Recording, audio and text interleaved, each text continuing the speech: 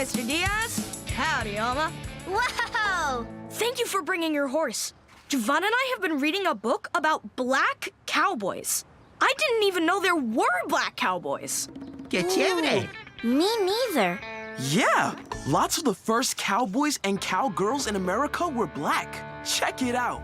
Well, black cowboy culture is getting the attention it deserves in a brand new episode of the Emmy-nominated PBS Kids series, Alma's Way. And the exciting thing is one Houston woman played a key role in bringing that episode to life, highlighting the often overlooked history of black cowboys. Aisha McElroy is joining us here on Houston Life to talk about it all. Thank you for visiting us. Thank you for having me. It is such a pleasure. We know representation matters on this show, but why is that so important? Why was that so important to you and when you started the Black Cowboy Coalition?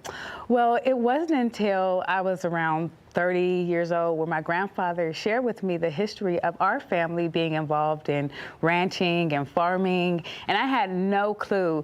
You know, when I was very young, I was around 7 or 8, I saw a black cowboy pass me on the street, and I never thought that first I would even see that in person, but that black cowboys even exist. And that was when I was a child. So fast forward to 30 years, almost 30 years or so later, when my grandfather shared these stories of my family, it was just fascinating to learn all this history that had been kind of covered up. You know, we weren't really, it was just a random, you know, casual conversation that we were having about, you know, our family.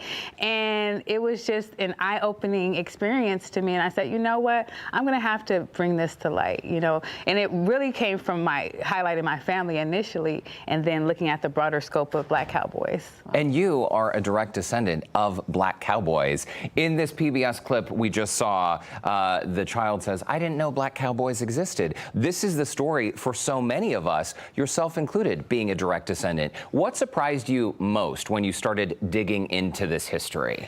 Just that they had been so immersed in the agricultural space. My grandfather shared that in the late 1800s, early 1900s, they were cattle drivers, you know, and my family had the Cadillacs of horse and buggies, and all this stuff all these stories he was sharing with me were just so foreign, you know, because we heard these, you know, basic stories about family, and we come from this area and we migrated here, but why did we migrate here? You know, when I really started digging into those stories with my grandfather, I really started to unravel so much history of cowboys and farmers and just really interesting stories about my great-grandparents. And you're holding this information, and then PBS reaches out to you. How did that happen? It was so random. They called me, and I didn't believe it, you know, initially. And once I had a meeting with them, it was real, you know, and I was really grateful for the opportunity. It was so much fun.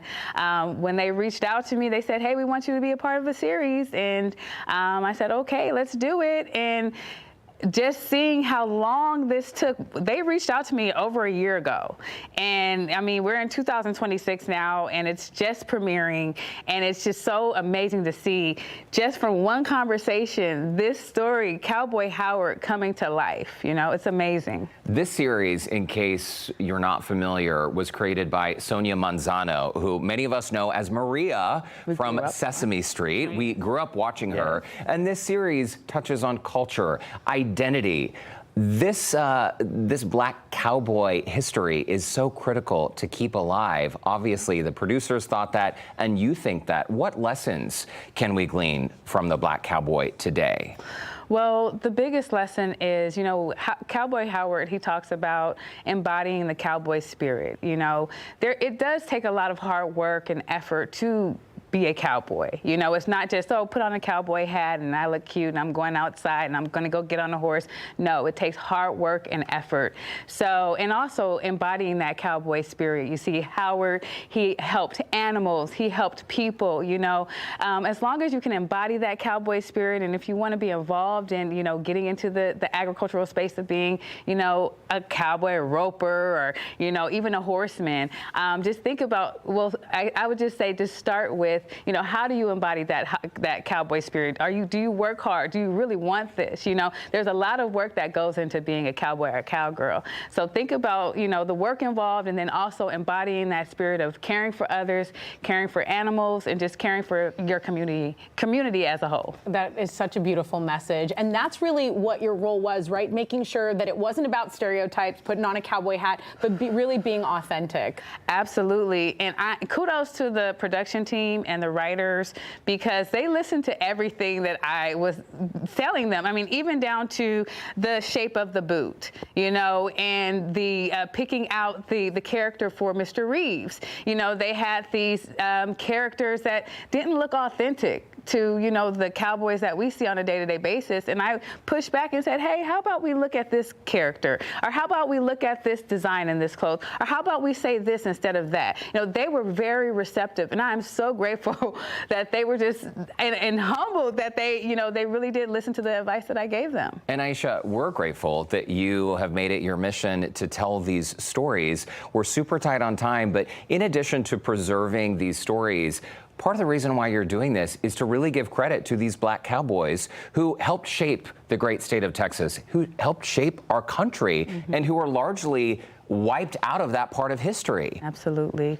Yeah, that was one of the biggest reasons for starting this organization, creating the Black Cowboy Directory, so that people can reach out to these organizations that are in existence today.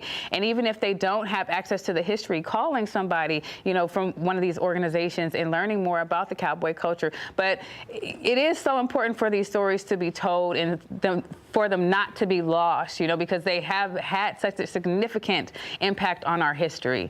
So I'm really grateful that whatever was granted into me by my ancestors, by my grandfather who's now passed away, you know, sharing those stories helped me to create this organization and to share this space with all of you all. So I'm just grateful that I had this opportunity to build this organization and to spotlight cowboy history. I'm sure your ancestors are very proud. Aisha McElroy, thank you so much for stopping by Houston Life. Thank you for having me. Anytime, come back and visit. By the way, Alma's Way Season 3 is now streaming for free on PBS Kids. You can connect with Aisha and the Black Cowboy Coalition online by visiting our website, HoustonLife.tv. Just look for that scene on Houston Life section.